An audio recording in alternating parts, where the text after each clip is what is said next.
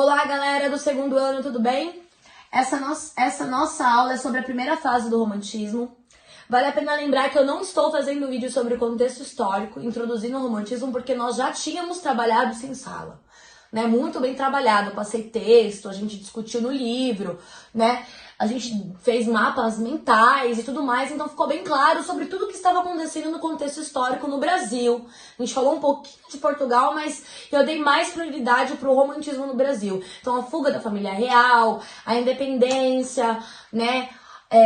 O que mais a gente falou? Sobre a imprensa, a construção da imprensa, os folhetins, tudo que estava acontecendo de importante na história. Falei pra vocês, conversei sobre o contexto histórico, como ele é importante nas análises literárias. Então agora a gente vai entrar na primeira fase do romantismo. Então vim verbalizar um pouquinho desse assunto. Também já pedi durante a quarentena pra vocês fazerem mapa até da segunda fase, né? Já fizeram alguns exercícios. E agora, gente, depois dessa aula, eu peço que se alguém não entendeu ainda, professor, eu não entendi a primeira fase do romantismo, será que pode esclarecer tais dúvidas? Manda lá no WhatsApp para que eu possa fazer uma outra aula esclarecendo dúvidas, tudo bem? Gente, você tem que perguntar, o que você não pode é sair dessas aulas sem o conhecimento. Não tem problema, pergunta que a gente reexplica das melhores formas possíveis. Show? Então vamos lá. Primeira fase do romantismo. Lembrando que são 3, tá? Eu preciso que vocês entendam que elas têm características distintas. Então, entendam as particularidades da primeira geração, da segunda e da terceira. Foco na primeira. A primeira geração romântica no Brasil é o período que corresponde de 1836 a 1852. Tá? Então, assim, gente, aproximadamente. A história é muito difícil de ser datada. Ó, aconteceu ali. Então, os historiadores, eles buscam uma aproximação baseada no binômio nacionalismo e indianismo. Por que nacionalismo? Gente, lembra que eu disse? É a busca da identidade nacional. Nacionalismo é buscar entender quem é você perante aquela sociedade. E a busca do nacionalismo para os românticos estava associada ao indianismo, o que é um pouco contraditório, já que o romantismo é uma escola literária que tem influências europeias, já que ela surgiu na Europa, né? E como assim ela tem influências? Gente, as pessoas que detinham, eu já comentei isso com vocês, o poder intelectual de buscar essas referências, de produzir literatura, eles saíam do Brasil, às vezes nem eram brasileiros, né? Eram portugueses, ou até europeus de outros lugares, tá? De outra nacionalidade, mas que vinham do Brasil e traziam essas bagagens europeias. Então, assim, como assim essa busca de identidade, né? É um europeu, é um português fazendo literatura, ele que está buscando a identidade brasileira, então é uma questão a ser questionada, tudo bem? A gente tem que estudar literatura sim, a gente tem que entender o que estava acontecendo naquele momento, mas isso não nos impede de questionar, de tentar entender se então isso é mesmo uma identidade, tudo bem? Construção do herói nacional. Gente, quem era esse herói nacional? Quem estava de frente dessa figura? O índio. Bem, o indígena. Só que não era um indígena que você conhece como era um indígena power. Era um indígena pra lá de super-herói, tudo bem? Ele é totalmente caracterizado para ser uma figura para representar o Brasil. É idealizado. É uma figura exacerbada, tudo bem? Lembrando, quem que pinta esse herói nacional? O português. Tá? A gente viu um poema na sala de aula, que fala sobre a cultura, né, do guerreiro, que ele tenta passar a perna na morte, volta pra casa, o pai sente vergonha, ele enfrenta outra tribo, e aí assim ele morre, e aí o pai, mesmo o filho morto, o pai sente orgulho porque ele morreu como um guerreiro, lembra? A gente falou sobre isso. Exaltação da pátria, então vai exaltar o Brasil. Como vai exaltar o Brasil? Principalmente por meio da natureza, pelos valores naturais, e, claro, também, de certa forma, pelos indígenas. Tudo bem? Natureza em foco. Então, a maioria dos textos da primeira geração, a natureza vai aparecer, tá? Ela pode estar não de foco, não precisa estar de primeiro plano. Mas ali você vai achar um elemento natural, tá? Brasileirismo, linguagem. Então, assim, é a quebra do uso de expressões portuguesas, né, e tentar buscar mais, assim, uma linguagem brasileira, né, eles estavam nessa busca, insaciado. Sentimentalismo, então, gente, na primeira geração, os sentimentos estavam muito à flor da pele. Lembra que eu disse pra vocês? Todo mundo, quando ouve falar de romantismo, acha que a gente vai falar de amor. Mas não é de amor propriamente falando, tudo bem?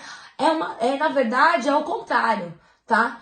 É outro tipo de coisa, a gente já falou sobre isso na sala de aula, tá? Então, está mais ligado ao sentimentalismo, é o exagero, eu coloquei um balãozinho aqui, tá? Essas emoções, elas estão de forma exageradas, show? E nacionalista, né? O que é nacionalismo? Buscar ser patriota, juramentos à bandeira, não é à toa que o hino nacional ele está inserido, né, nesse meio. Se você pegar o hino nacional, ele tem muitos traços da primeira geração romântica, tudo bem?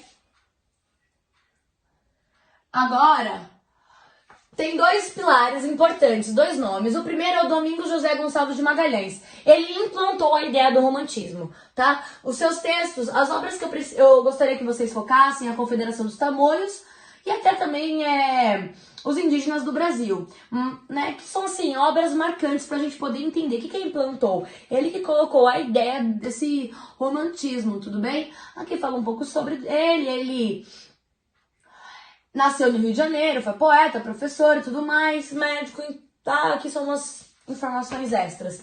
Se você quiser, você pausa o vídeo e copia, tá? Agora, quem espalhou, quem disseminou essa ideia foi Gonçalves Dias.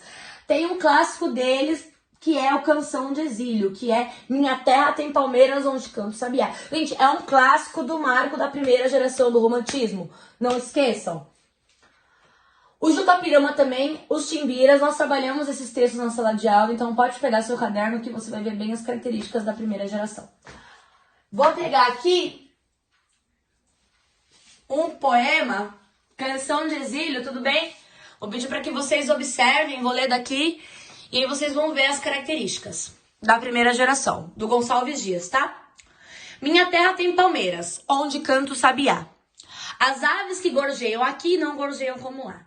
Nosso céu tem mais estrelas, nossas várzeas têm mais flores, nossos bosques têm mais vida, nossa vida mais amores. Galera, observa que ele está exaltando que terra? A nossa. Quando o Gonçalves escreveu essa poesia, ele não estava no Brasil, ele estava fora estudando. Então, quando ele fala minha terra, ele tá com saudade do Brasil. Então, ele demonstra um saudosismo, tudo bem? E também um patriotismo, nacionalismo, tá? Todas aquelas características que a gente viu aqui, ó. Vamos pegar? Ó, natureza em foco, brasileirismo, nacionalismo, exaltação da pátria, tudo bem? Só não tem o índio nesse momento, o indígena, tá? É claro que são vários textos, pode ser que uma característica ou outra você não encontre, mas aqui fortemente nós temos essas. Show? Então, ó, as aves que gorjeiam aqui, na cidade que ele está, se eu não me engano é Coimbra, Portugal, porque muitos deles iam pra lá, não gorjeiam como lá.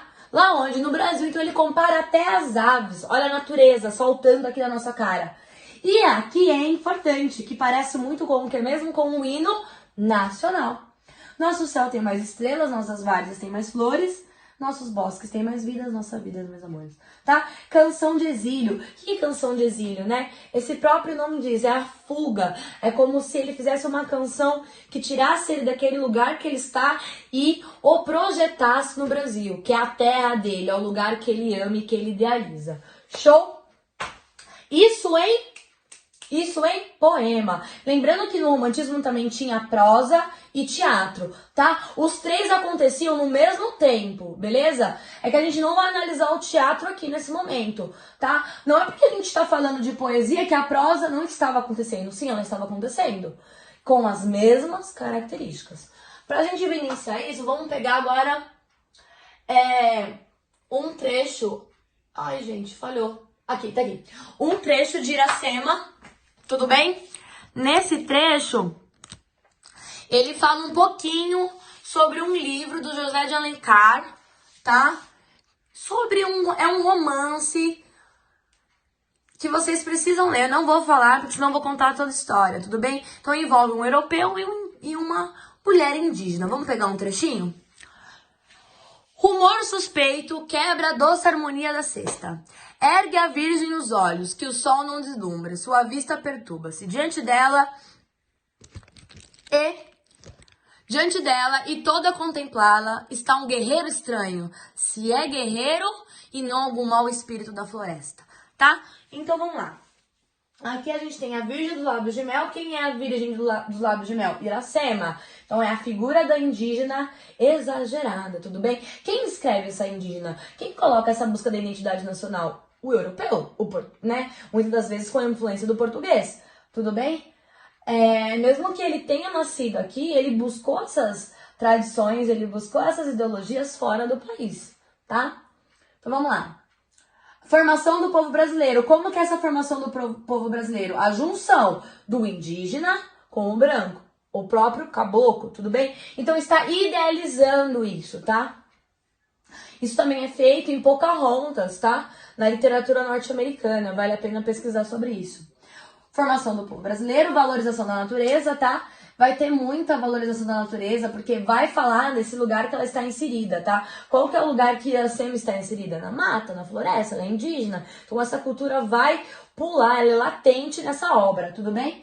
E indianismo, tá? Só que o que é importante a gente perceber e ser um leitor crítico quando vocês forem ler essa obra, é saber identificar que em Iracema, essa visão construída dessa indígena é pela voz do José de Alencar. É pela voz de... Então, assim, é claro que ele vai idealizar esse europeu naquele momento, tá, gente? Vocês precisam lembrar que essa produção literária estava sendo feita naquele momento. Então, essas eram as ideias, tá? Essas eram as ideologias daquele período histórico. Show? Então, aqui um texto em prosa.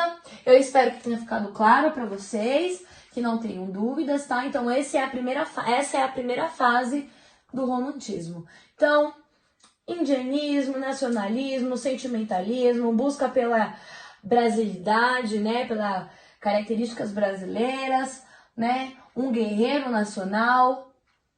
E isso. Espero que vocês tenham entendido. Não tenho mais nada para comentar. Tô aqui vendo, né, gente, se não passou nada. Memorizem, por favor. Não só memorizam, entendam essas características para que vocês possam encontrá-las nos textos na hora de estudar. Beleza? Então, por hoje é só. Preferi estar com vocês, mas logo menos estaremos juntos. Um beijo e tchau!